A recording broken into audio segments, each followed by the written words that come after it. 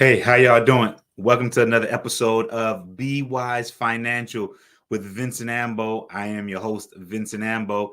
This is a ministry of Impact Family. Y'all, I am excited about this kind of work, this thing that we're doing here in this ministry, in this podcast. The question that we have been asking for a long time is God okay with us being rich? That's the question that we've been asking. Is God okay with us being rich? And we have done so many different, we have looked at it from so many different angles.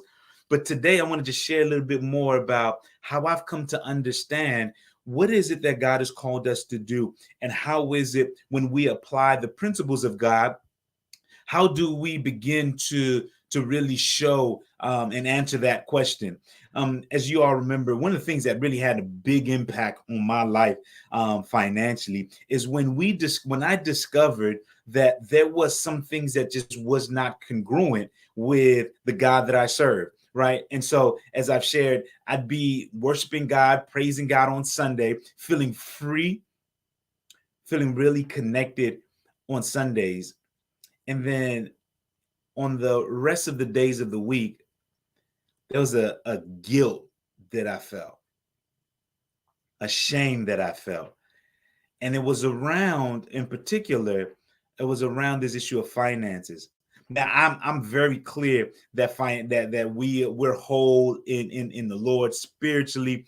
We're made whole. There's nothing that takes away from us financially, or anything earthly that takes away from us. Those who are in Christ, we are free indeed, and we profess that. We believe that wholeheartedly. I attest to that. It wasn't that being financially took away from me. I also recognized that there was just some things that I wasn't experiencing the fullness of as it relates to my freedom of joy, right? I wasn't experiencing the fullness of my freedom of joy, my freedom of peace that God had already given to me in the areas of finance. And it was showing itself in the areas of finances. And really where it turned around for me was beginning to understand that I needed to have a solid plan financially, right? So oftentimes, I think that many of us can connect with this, that we're just kind of shooting in the dark when it comes to our finances. We are just kind of going along to get along. We're just going with the flow, and we don't recognize sometimes the plan that is necessary, because we it's not that we don't recognize, we don't know it in a lot of ways. We don't know the plan that we should have, so that way we can be successful financially. Now, well, you poll a majority of people, they'll mention things about budgeting, mention things about living below your means, mention a number of other things. But what we find is that it's not just about knowing what you're supposed to do, but how do we do what we're supposed to do? And what I begin to find out is, once I knew more clearly what the plan was that I needed to follow, then now I would orient all my actions in accordance to the plan. Because what I begin to understand a little bit more clearly, and what became more focused for me, was, where am I trying to go? Where am I leading my family? Where do we want to be 5, 10, 15 years from now? When we're standing in our present, and we're just peeking into the future, what do we see?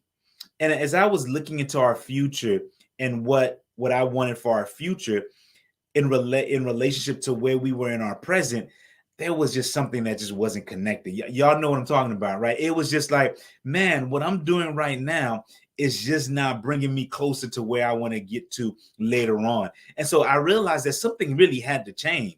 And if it doesn't change, this path that I'm on, I'm not going to reach my goals. Man, come on, somebody. I know you know what I'm feeling. That was good right there, right? That when we take a step back, and we're looking at where we want to go, we're thinking about, where do we want to end up? We're thinking about, what does the future look like in relationship to where we are at right now in our present? some of us are saying, man, I think I'm on the wrong road. I'm on the wrong track. And we need to find out, man, how do we get on the right track? And what was introduced to me that radically changed my life was the baby steps, as introduced through Dave Ramsey. And these baby steps, it really helped to hone in the the importance of having the right plan. Let me tell you, one of the plans that really stuck out to me, one of the steps that stuck out to me in this plan is the it's not even a baby step, it's the step on budgeting. I'm going to talk a little bit about budgeting and how that is our plan to help us to reach our financial goals, to help us to reach our overall goals. And so for me, I had known that budgeting is a part of this. Budgeting is important. If you're not budgeting, then you're not sure on how to go. But my wife and I, what we did instead of budgeting, we would always project, not project, we would always reconcile. And we would take the receipts and we would look at what is cleared our account and reconcile it with our bank account. My wife was great about doing that. Me, not so much. My job was to, whenever I spent, to bring the receipts in so that she knew what had gone out so she can reconcile the account. So we were always reacting to what we had already done. We were always, after we had done the damage, then now we're trying to assess what the damage really was. So we were recording a lot of times what we had already done. And what I began to learn in this is that when we were operating from that position, we were always in the reactive position. And that's the best that we could do at the time, right? Some of you are saying, man, I'm not even there yet. I get it. No, I totally understand. My wife was there. I wasn't quite there. We're just reacting to what we've already, to the damage that's already been done.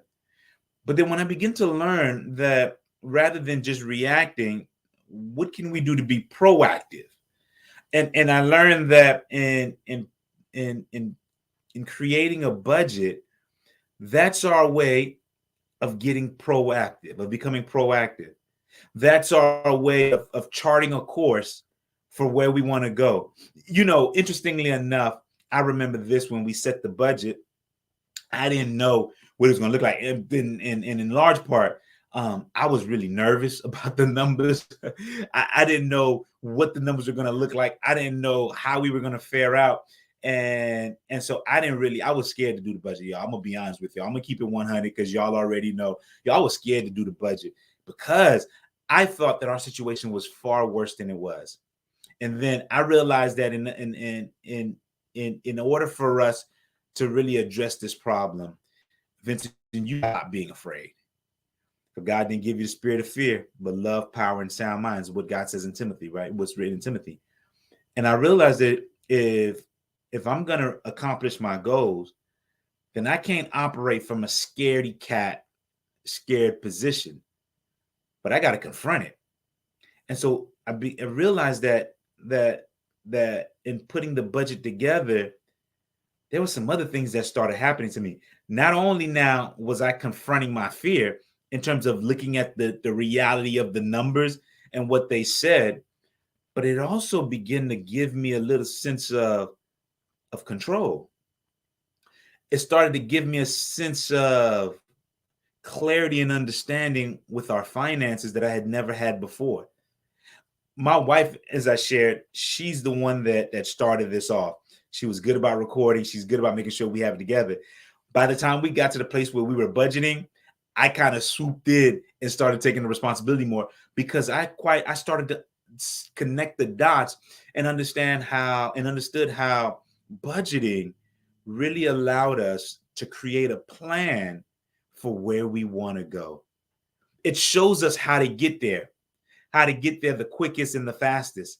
And everything that we do it in accordance with our budget. We set the budget. It gives us the sense of control because we dictate where and what happens with our budget. We put it on paper before the beginning of the month, before the month is out, in preparation for the next month. We're putting the budget together, creating the plan for how we're going to manage our finances.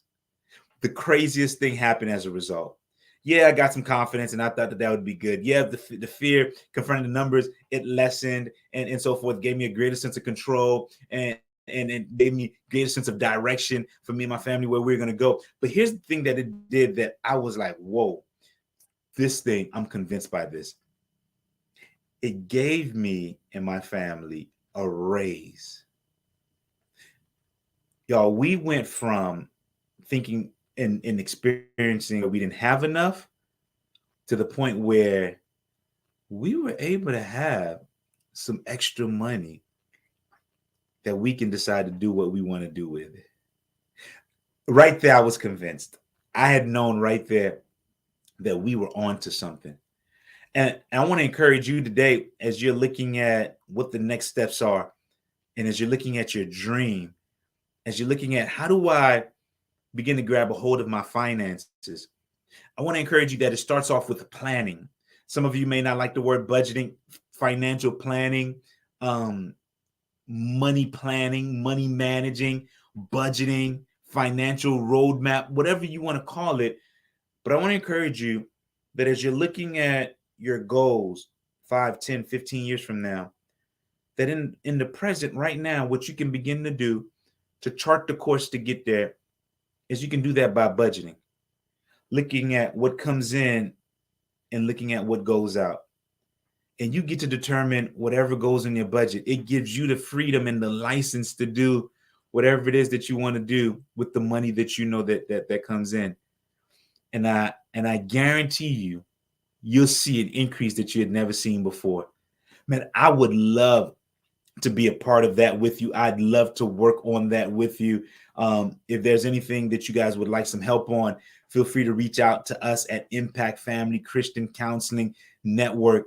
Remember, we want you to have the money, but don't let the money have you. Till the next time, peace.